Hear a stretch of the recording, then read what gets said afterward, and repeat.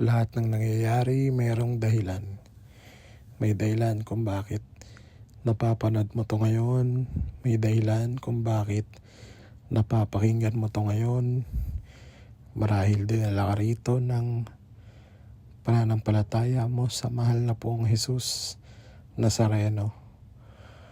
Magandang araw po. Ako po'y isang deboto ng mahal na pong Jesus Nazareno. Sa pong OFW sa United Arab Emirates, at yung nakikita nyo po ay sa Abrahamic Family House sa Abu Dhabi sa Saudi Island. At ako po isang OFW na hindi makabisita sa Quiapo Church dahil nga nasa malayo ako at hindi makapagpatuloy ng panata tuwing Biyernes. Kaya naman ang ginagawa ko na lamang po ay nag-upload ako ng mga kwentong Nazareno dito sa aking YouTube. At ano rin siya, parang ito na lang yung way ng aking panata sa mahal na pong Jesus Nazareno. Nasa malayo man ako, ayokong makalimot magpasalamat sa lahat ng mga biyaya at sa lahat ng mga pagsubok na dumadating sa buhay. At hindi makakalimot din syempre na humingi ng gabay, extra lakas ng loob sa pang-araw-araw, lalo na dito sa Middle East na wala pa ring peace deal, wala pa ring kapayapaan, nasa gitna pa rin ng gera, at sana matapos na. So marami nang naapektuhan ng gera, maraming kabayan ang nawala ng trabaho, maraming Pilipino nawala ng trabaho. Nababasa ko sa social media, sa Facebook, sa Instagram, maraming umiiyak. Lalong-lalo na yung sa mga hotel industry, restaurant, lahat ng mga directly affected ng tourism, aviation, events. So kung kasama ka dun sa mga naapektuhan, sana lakasan mo pa ang loob mo at huwag makalimot na lahat ng nangyayari merong dahilan. Lahat ng pagsubok, lahat ng biyaya, lahat ng saya, lahat ng lungkot, lahat ng bighati, lahat yan merong dahilan. Madalas yung mga pagsubok, yan yung mga nagpapatibay sa atin at nagpapaganda ng mga ugali natin, nagpapaganda ng mga karakter natin, no? So may nabasa nga ako, may napanood ako, ang sabi, you cannot have a good character and an easy life. You cannot have those both, no? Kasi yun nga, kung easy life ka, easy going ka, kung napakadali ng buhay mo, hindi naman gaganda yung karakter mo. Kung mahirap naman ang buhay mo, gaganda yung karakter mo. At ako, marami na akong nakilala, lalo na yung mga matatagal ng OFW, mga nagkukwento ng mga pinagdaanan nila noon, ng mga bata pa sila, bago sila naging successful. At ngayon ano na sila, mga matagal na dito sa UAE, kasama ang pamilya nila, mga anak nila. Nakakatuwa kasi ang na nila yung buhay nila, hindi naman natin pwede sabihin upscale, pero ano sila, hindi, syempre hindi average. Mas mataas yung kalidad ng buhay nila. Pero at the same time, napaka-humble, napakabait, napaka-generous. Ang dami kong nakilala na ganyan, kaya nakakatawa naman. So, gusto ko lang din ikwento, no, speaking of hardships din, meron akong nabasa sa Facebook tungkol sa story ni Noah, na alam naman natin, sikat na sikat, Noah's Ark. So, madalas daw kasi, pag iniisip natin yung storya ng Noah's Ark, ang nai-imagine natin is yung napakalaking struktura o napakalaking barko, napakalaking arko, no? Tapos yung mga animals, mga hayop na nagdatingan, tapos yung ulan, yung baha na umano sa mundo, bumalot sa mundo, di ba? Bumahanan todo. Pero meron daw kasi tayong madalas na hindi napapansin doon sa storya ng Noah's Ark. So, sinasabi nga daw sa Bible na ang Noah's Ark or si Noah mismo ay ang tawag sa kanya ay preacher of righteousness.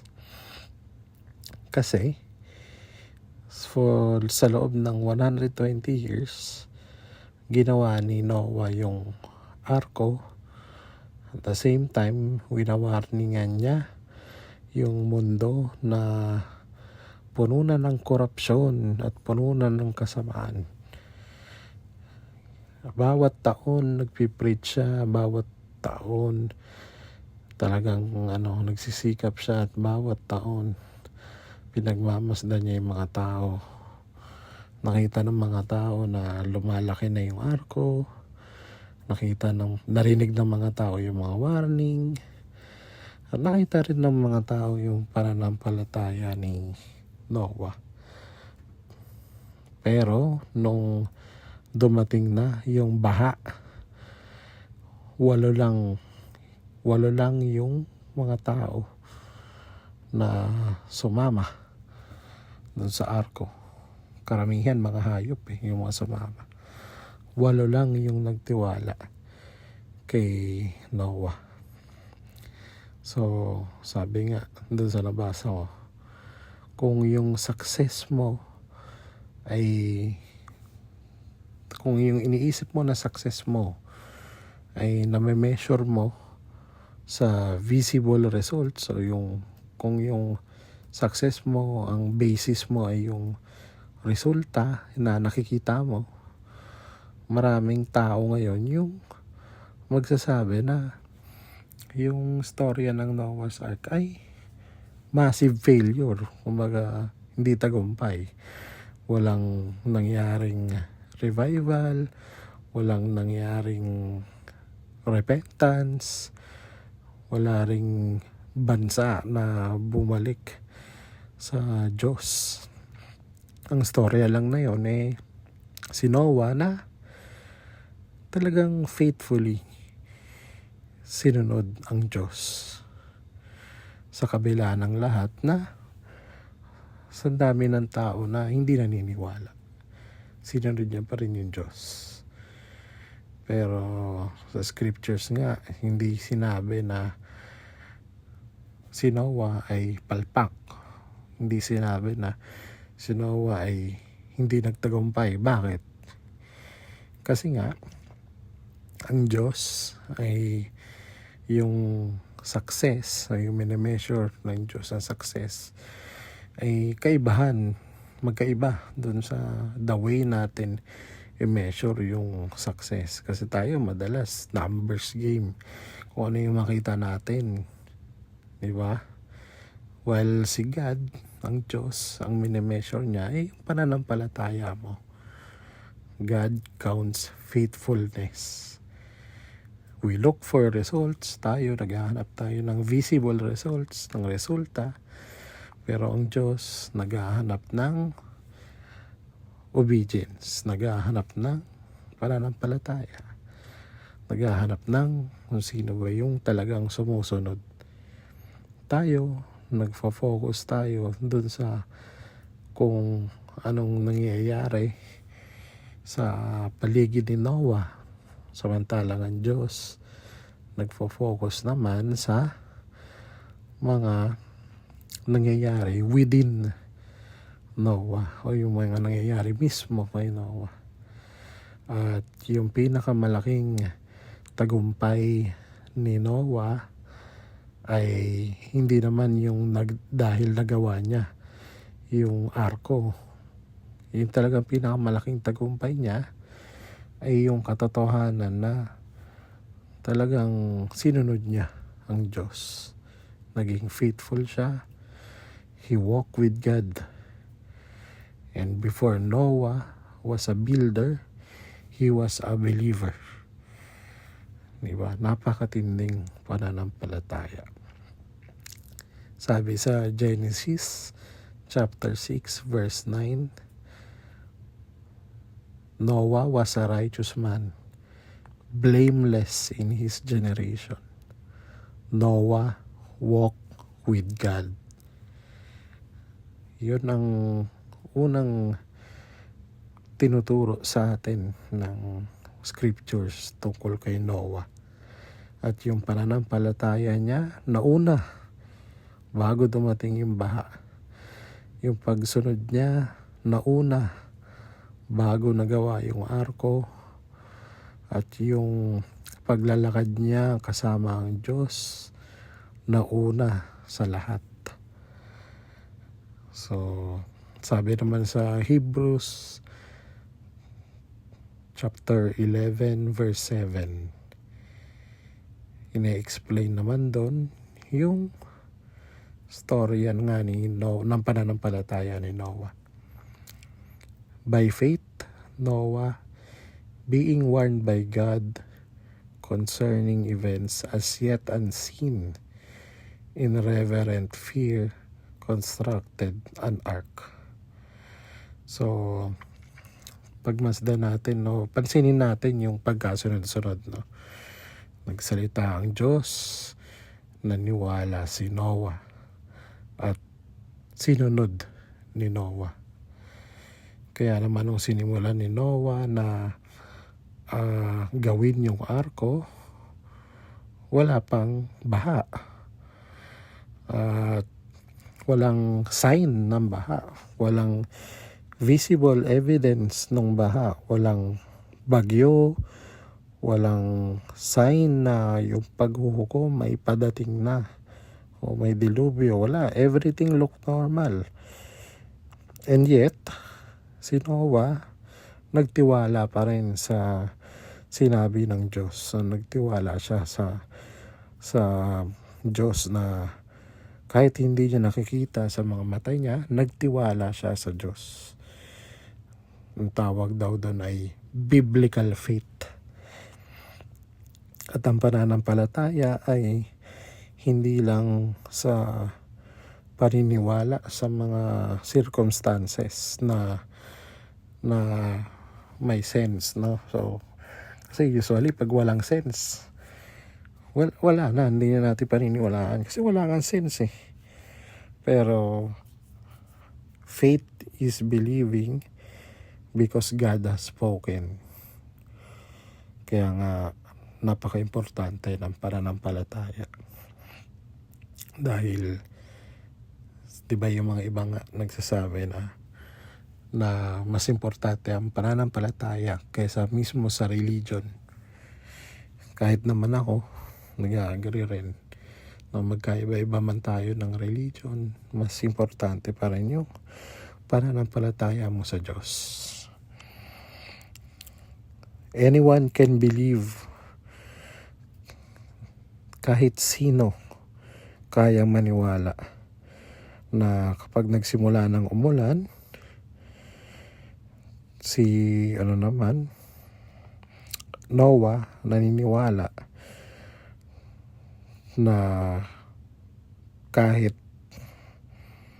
yung langit napaka clear pa katulad ng nakikita nyo sa video. Naniniwala siya sa sinabi ng Diyos. Kasi yun nga, yung iba maniniwala lang kapag umulan na. Pero si Noah naniwala kahit wala pang senyales ng ulan. Yung iba maniniwala lang kapag naging visible na yung judgment ng Diyos. Pero si Noah naniwala siya kahit yung warning ng Diyos ay malabo pang makita. Diba? Kaya nga sabi sa Genesis chapter 6 verse 22, Noah did all that God commanded him. Lahat ng utos ng Diyos. Ayun nga, he did not negotiate, he did not compromise, he did not partially obey. He simply trusted God and did what God said.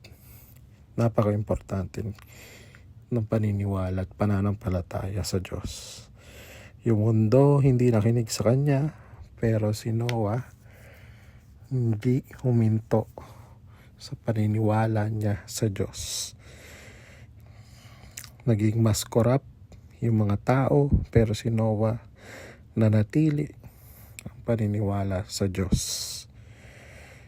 So, pinagtawanan si Noah, pinagtawanan yung arko niya, pinagtawanan yung mga mensahe niya at mga warnings niya, hindi pinansin. Pero tumuloy pa rin si Noah na gawin yung kung anong pinapagawa sa kanya ng Diyos. At perhaps yun yung napakagandang lesson ng story, na kailangan lang natin magtiwala sa Diyos. Magtiwala lang tayo sa mahal na Poong Jesus Nazareno, tulad ng ginawa ni Noah. At yun ang pinaka-big lesson. Pagdasal natin yung mga mahal natin sa buhay na hindi pa rin nagbabago. At pagdasal natin yung ating mga pamilya.